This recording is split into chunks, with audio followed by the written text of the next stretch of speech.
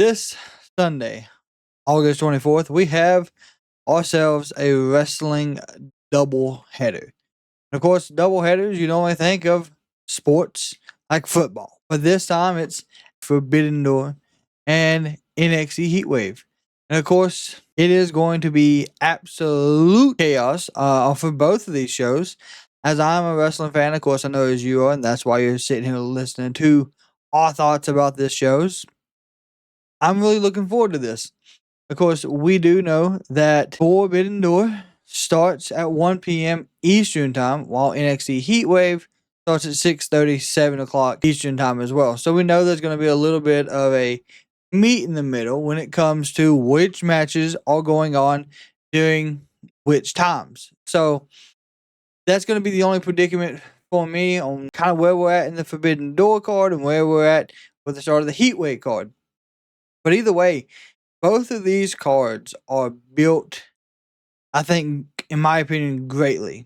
So we're going to talk about each of them really quick, and we'll give you our quick rundown thoughts, predictions, and what we hope to see happen. Of course, as always, hit that like, comment, and share, and let's hop straight into this. We're going to start with Forbidden Door since it does start at 1 p.m. We got Toni Storm versus Athena for the AEW World title, Women's World title. This one, in my opinion, I don't like the way they built this one up on the simple fact that she has the contract that I feel as if should have been cashed in instead of her just getting a title shot. But this is the route they are taking with that one. And of course, they're doing the same thing with the AEW World title. So those are a little different for the way the Casino Gauntlet works. But I do want to see Athena actually dethrone Toni Storm in this match and give us kind of a new era of AEW's women's division moving forwards, if at all possible. Now, of course, we could see something where Toni comes out and wins this match, and she continues her run in the AEW women's division and possibly have another feud with Mercedes. But I'm hoping 9 belts Mone kind of stays away from the world title picture, as she is still building herself all over the world in the women's division. But for me, I got Athena winning this match. You hop over to the other side of that card, you got Okada versus Swerve for the unified world title. Now, of course, this will be, I do believe it's going to be under the Continental rules, no outside interference. Everyone's barred from ringside, basically. I think that's how it should have been done. I wish that's how they would have done it for Kenny, but of course we did not see that. Now we could see a surprise here and Swerve win, but I do not have Swerve winning this match. I don't think he takes that title off of Okada that fast. I think Okada will be the unified champion to at least All Out. Not sure at that point who we could see him go up against, but I do expect this to be a great match. Okada and Swerve can put on hellacious matches, and I think that's another one we're going to get here at Forbidden Door, but I got Okada walking out with that one. Nigel McGuinness, he's fulfilling his childhood dream, but he's not going to fulfill his story. He's going up against Zack Sabre Jr. for the IWGP World title. And I'm just going to be honest, Zack Sabre Jr. is going to win this. I know a lot of people want to see Nigel McGuinness win a title, but I think we're going to see something odd happen. I think Danny Garcia is going to turn heel in this situation. He has been a face for so long. In my opinion, in AEW, I think we see him not turn on Nigel during the match, but afterwards he's going to come in there. He's going to keep your head up. You're all right, Nigel. And then he's going to turn on him, which will inevitably possibly build them to a feud going into All Out in Toronto. But I just want to see Nigel actually have a good match. I don't have Zack Sabre Jr. dropping this title here. Would it be interesting? Absolutely. I know Nigel has the ability to be a champion, but I don't think this is the one that we possibly see him get in AEW.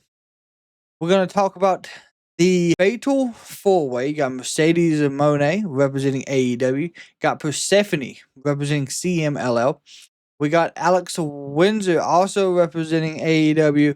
And then we have Bozilla representing Stardom. Now, of course, we don't know much about Bozilla. Because, of course, here I don't keep up with Stardom other than what I get told throughout my community. But I heard she is a absolute force in Stardom. So I'm really looking forward to seeing her debut technically on an AEW pay-per-view. Persephone, we have seen her before. She's very talented. I would like to see her more in AEW if she does win. And then, of course, Alex Windsor. We know she's been there since All In Texas, where she debuted in this women's casino gauntlet match. Then, of course, Mercedes Moné, who is 9 belts. She got her 9th win yesterday. Should she drop the TBS title at this point? That's the real question. There's a lot of speculations, rumors that she's going to try to beat Jade Cargill in the longest running women's TBS title. Of course, that can happen. Will it happen?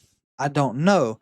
But I do know that when she finally starts losing these titles, it is going to be to the person who she has trusted to carry on that company. And what I mean by that, she has 9 titles from 9 different wrestling promotions.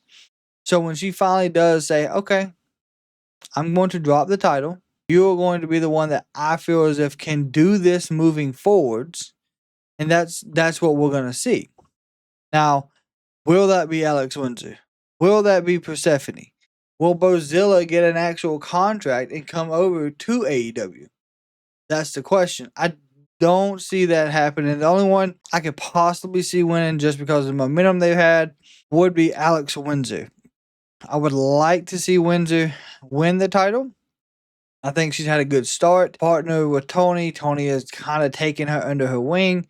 So I could see that one happening. So if I had to pick here, I'm going to go Alex Windsor to win this one and start to be the downfall of Mercedes per se.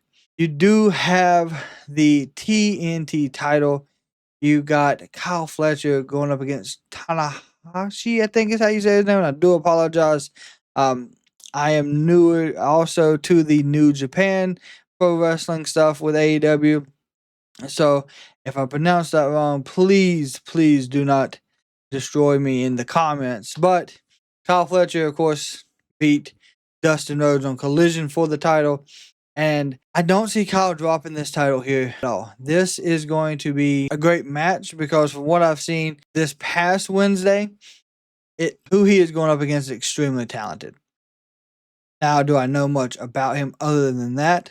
I do not. Of course, that is on me. I do not keep up with New Japan Pro Wrestling as much.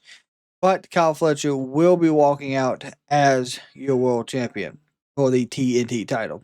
You got the triple threat tag team match. You got the Hurt Syndicate versus FTR versus Brodido. Now, this one I think is going to surprise a lot of people.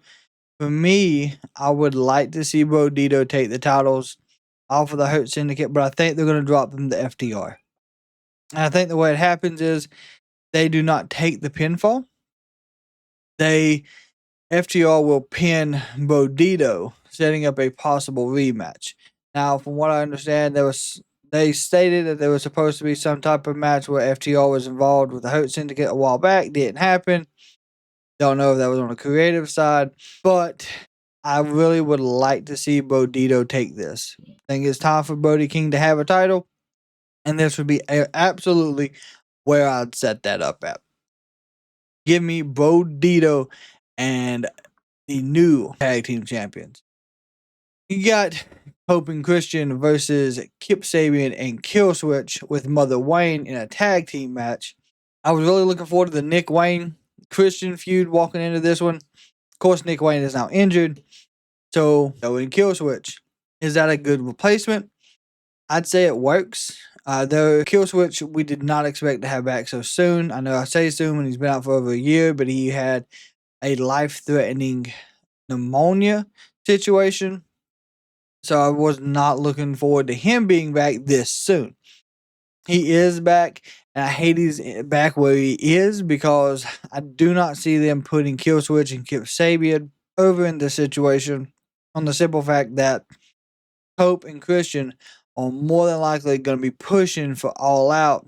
Had a tag team match against winners of the tag team triple threat, which is more than likely going to be them versus FTR for the titles. Of course, I know a lot of people will not be happy about that one, but that is what we're looking at. I got that feeling, and hopefully I'm wrong. Hopefully it's not where it goes, but we'll see. But I give it to Cope and Christian to win this match.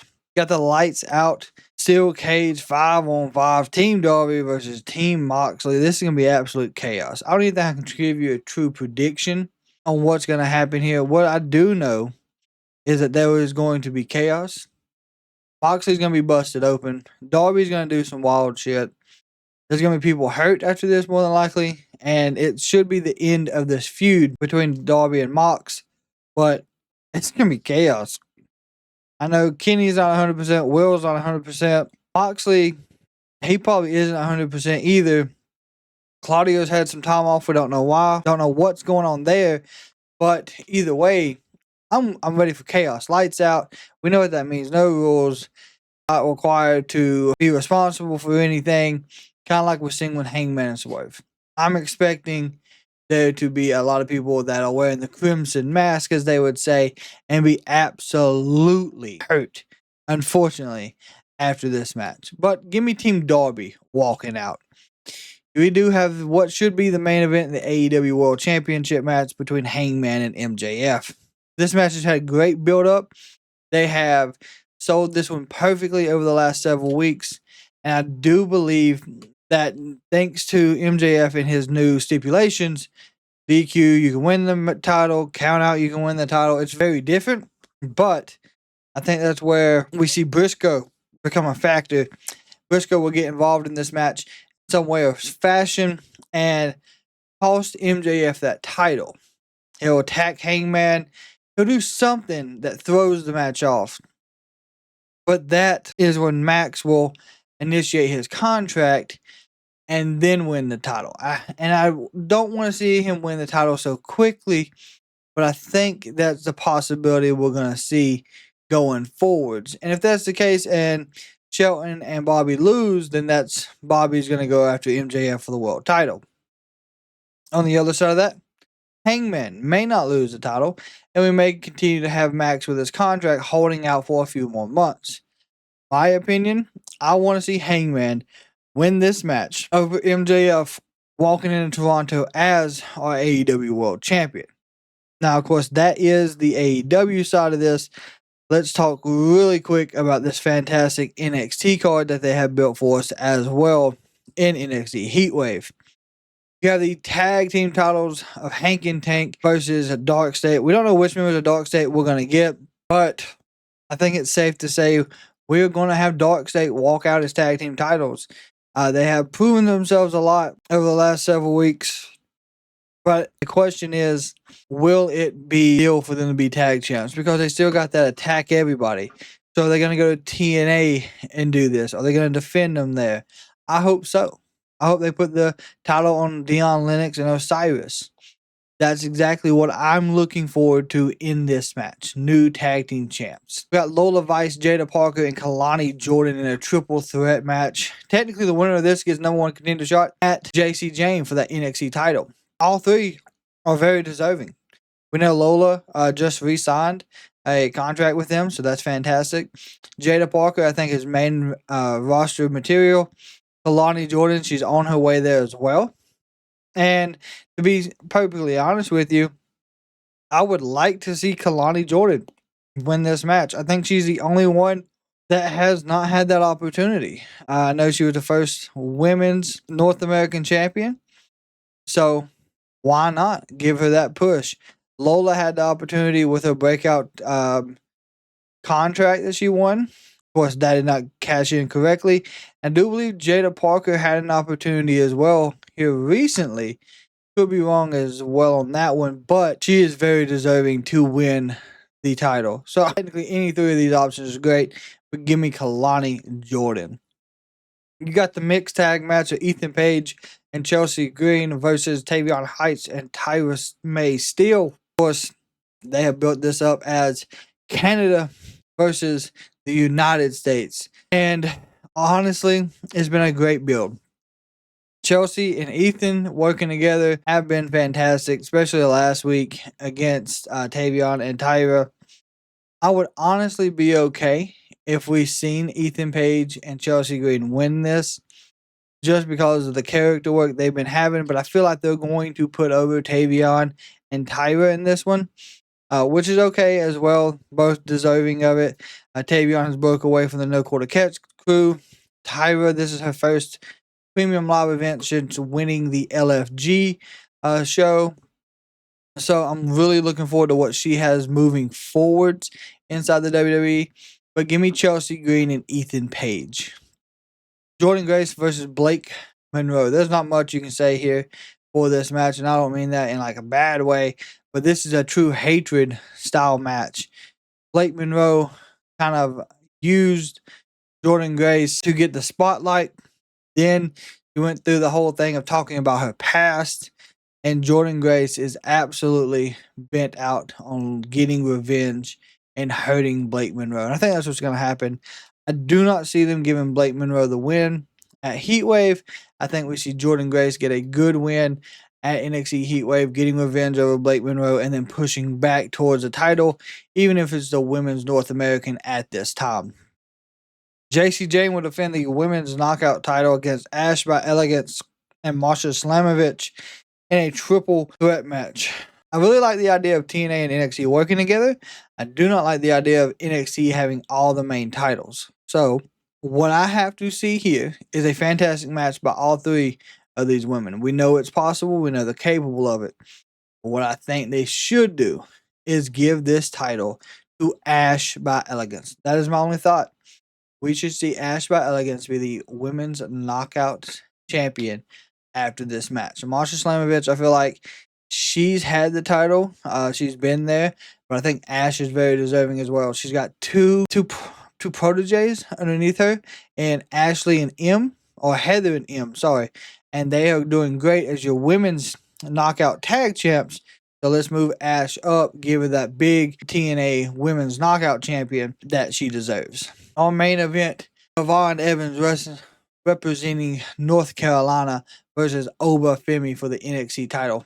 And all honesty, Oba Femi should drop this title to Yvonne Evans and go to the main roster.